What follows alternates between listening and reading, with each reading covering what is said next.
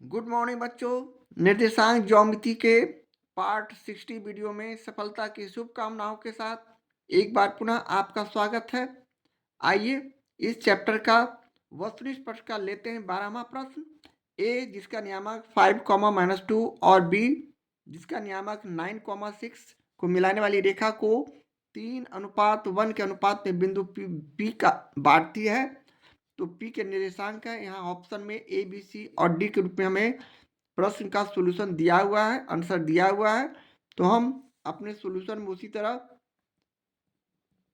इसे बनाकर ऑप्शन ढूंढते हैं। यानी सबसे पहले हम लोग ए और बी बिंदु लेकर एक रेखाखंड खींचा, ये ए हो गया, ये बी हो गया। इस बार पी एक ऐसी बिंदु है जो 3:1 में विभक्त है। यहाँ हमारा पी है, ये 3 है और ये 1 है, ये 3:1 हो गया। जबकि ए का नियामक 5, बी का नियामक 9, 6 के रूप में हमें प्रश्न से मालूम है। अब हम लोग उसी तरह मान लिया कि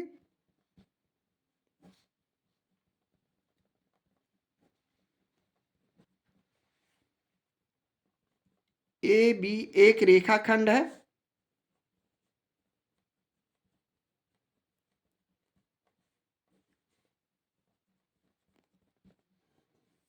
जिसे पी बिंदु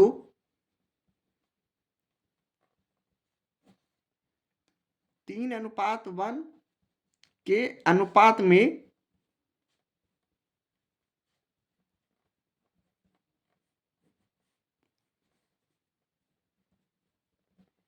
काटती है या प्रतिच्छेद करती है।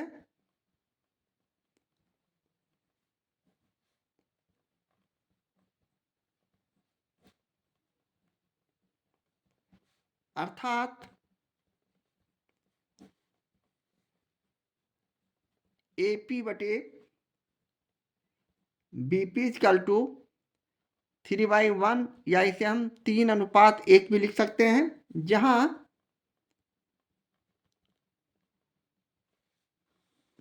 ए का नियामक 5, -2, बी का नियामक 9, 6, और यहां से हम x1 equal to x2 equal to क्रमशः 5, 9, y1 equal to y2 equal to -2 और 6, जबकि अनुपात m1 equal to m2 equal to हम लिख सकते हैं 3 और 1। इस तरह लिखने के बाद अब हम लोग p का निर्देशांक निकाल सकते हैं। यहाँ अंतः विभाजन सूत्र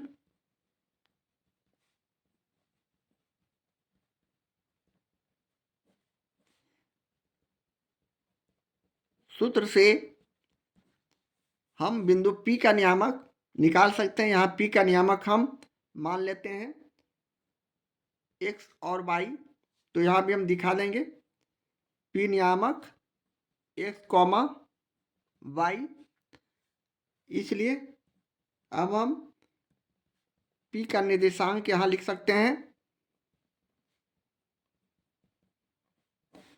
जो कि हमारा सूत्र है x1 into m2 plus x2 into m1 बटे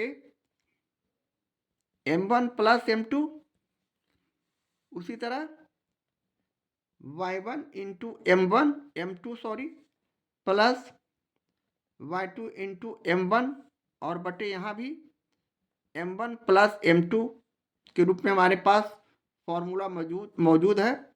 यहाँ हमने p का निर्देशांक x, y माना है, जबकि यहाँ x1 5 और m2 1 है। 5 में 1 से गुना करेंगे तो 5 प्लस x2 यहाँ 9 और m1 3 है, तो 9 में 3 से गुना करेंगे तो 27, 27 और बटे m1 प्लस m2 यानी 3 + 1 इसी तरह y1 into M to, y1 यहाँ -2 और m2 1 है, -2 में 1 से गुना करेंगे -2 plus y2 into m1, y2 का मान 6, m1 का मान 3, 6 में 3 से गुना किए 6 3 18, m1 प्लस m2 इसी तरह 3 + 1 लिख देंगे। और अगले स्टेप में हम पुनः इसे और छोटा रूप में लाते हैं, यानी x, y left hand side रखते हुए हम इसे 27 + 5 यानी ये हो गया 32/4, जबकि यह -2 + 18 यानी ये हो गया 16/4। इसे हम काट देते हैं, 4 × 8 = 32, 4 चौक 16, यानी हमारा जो रिजल्ट है संगत मान की तुलना करने पर x का मान 8 और y का मान 4 हो जाएंगे। इस तरह हम फाइनली p का नियामक हमने x, y माना था। इस तरह फाइनली हमारा p का निर्देशांक हमारा 8, 4 जो होगा इस प्रश्न का सॉल्यूशन होगा, आंसर होगा। इस तरह हम ऑप्शन बी में सही का निशान लगाकर अपने आंसर शीट को भरते हैं और ये हमारे प्रश्न का सॉल्यूशन है, आंसर है। इस तरह हम प्रश्न 12 का सॉल्यूशन करते हैं। निर्देशांक ज्यामिति के वस्तुनिष्ठ प्रश्न का ये रहा 13वां प्रश्न। त्रिभुज ABC के दो शीर्ष जिसका A का नियामक -1, 4 और B बिंदु का नियामक 5, 2 है तथा इसका मध्य केंद्र G का नियामक 0, -3 है, तब C का निर्देशांक हमें प्राप्त करना है। यहाँ ऑप्शन में A, B, C और D के रूप में हमारे प्रश्न का ऑप्शन दिया हुआ है। तो चलिए सबसे पहले हम लोग 3 बिंदु लेकर ABC एक त्रिभुज बनाते हैं। ये बिंदु A हो गया, ये बिंदु B हो गया और यह बिंदु C हो गया। जहाँ A का नियामक -1, 4, B का नियामक 5, 2, किंतु C का नियामक हमें नहीं मालूम है, तो यह x3, y3 इसे हम मान लेते हैं। या x, y भी माना जा सकता है, किंतु यह तीसरा बिंदु है इसलिए x3, y3 हम इसे मान लेते हैं। और अगले स्टेप में हमारा जो केंद्रक है ये हमारा केंद्रक है, मध्य केंद्र यानी OA, इसका O नाम भी दिया जा सकता है, O बिंदु इसका नाम रखे। इसका इस तरह हम OA, OB और OC जो है तीनों भुजा बराबर है। O का नियामक हमें दिया हुआ है 0, -3, तो हमें बिंदु C का नियामक यानी x3, y3 का मान निकालना है। हम यहाँ उसी प्रकार हम इसे लिख सकते हैं, यानी मान लिया कि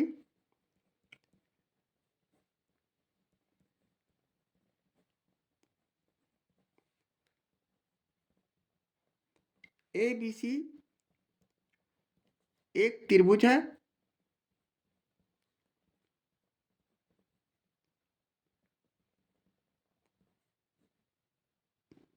जिसका केंद्रक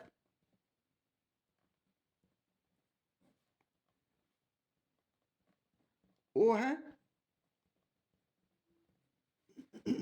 जहां शीर्षों के निर्देशांक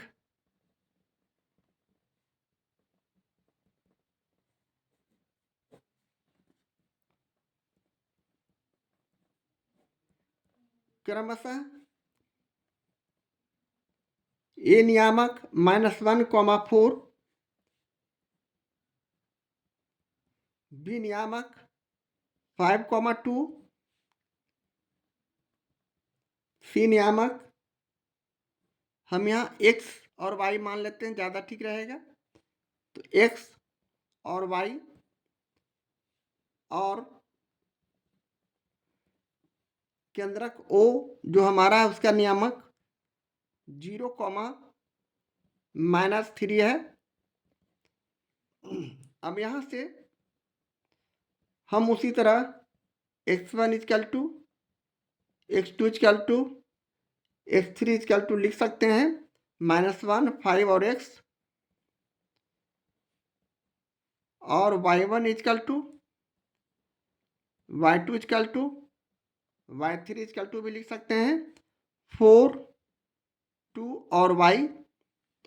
अब हम इस आधार पर आगे केंद्रक के सूत्र के आधार पर हम बिंदु C का नियामक निकाल सकते हैं। चूंकि त्रिभुज का केंद्रक का सूत्र हमें मालूम है, त्रिभुज का केंद्रक जो कि हमारा O है,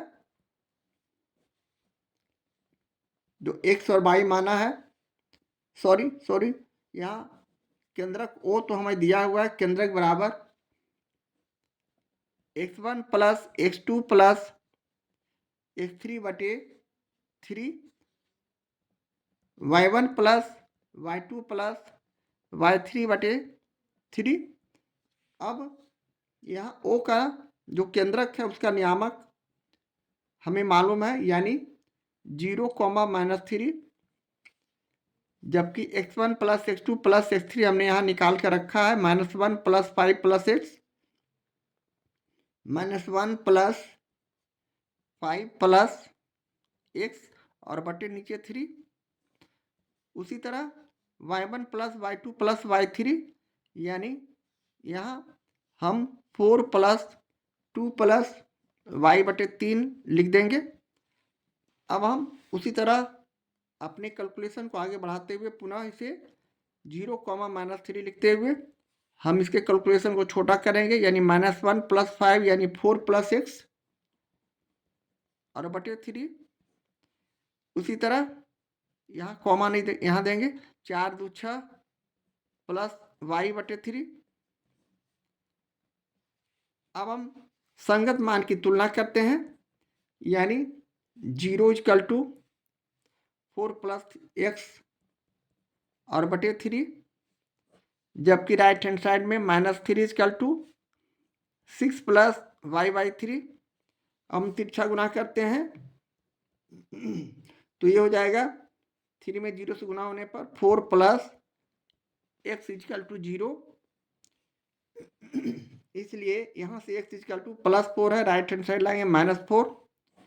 उसी तरह राइट हैंड साइड में भी हम 6 प्लस y इक्वल टू 3 में 3 से गुना करेंगे -9, इसलिए y इक्वल टू -9 और +6 को राइट हैंड साइड ले जाएंगे -6, यानी यह -15 हो जाएंगे। इसलिए यहाँ से हम C का नियामक x, y माना था, तो हमारा आंसर हो जाएगा -4 और -15, क्योंकि हमने x का मान -4 और y का मान -15 लाया है। अरे हमारे प्रश्न का सोल्यूशन है, आंसर है। इस तरह हम ऑप्शन सी में सही का निशान लगाएंगे। यही हमारे प्रश्न का सोल्यूशन है, आंसर है। इस तरह हम प्रश्न 13 का सोल्यूशन करते हैं। निर्देशांक ज्यामिति के वस्तुनिष्ठ प्रश्न का ये रहा 14वां प्रश्न। यदि a जिसका नियामक 3, 8, b जिसका नियामक -4, 2 और c जिसका नियामक 5, -1 त्रिभुज ABC के शीर्ष हैं, तब इसका क्षेत्रफल है। यहाँ हमें ऑप्शन में ABC के रूप में प्रश्न दिया हुआ है। यहाँ A, B और C लेकर हम एक त्रिभुज बनाते हैं। ये हमारा A है, ये B है बिंदु, ये C है। A का नियामक 3, 8, B का नियामक -4, 2, C का नियामक 5, -1। तो त्रिभुज ABC का क्षेत्रफल निकालना है। तो चलें इसे भी हम भाषा का रूप देते हुए अपने सॉल्यूशन में मान लिया कि ABC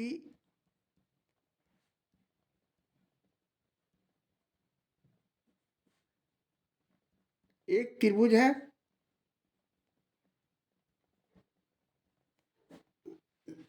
जिसके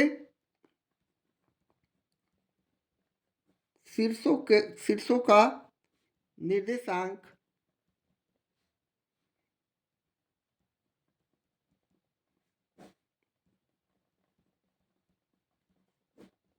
क्रमशः A नियामक 3,8, बी नियामक -4,2 और सी नियामक 5,-1 है। यहाँ से x1 बराबर x2 equal to x3 equal to हम क्रमशः लिख सकते हैं 3 - 4 और 5।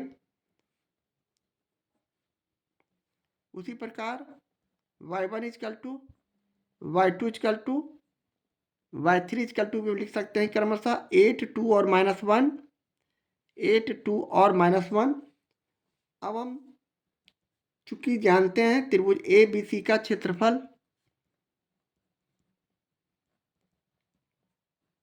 इक्वल टू 1/2 निरपेक्ष मान x1 y2 माइनस y3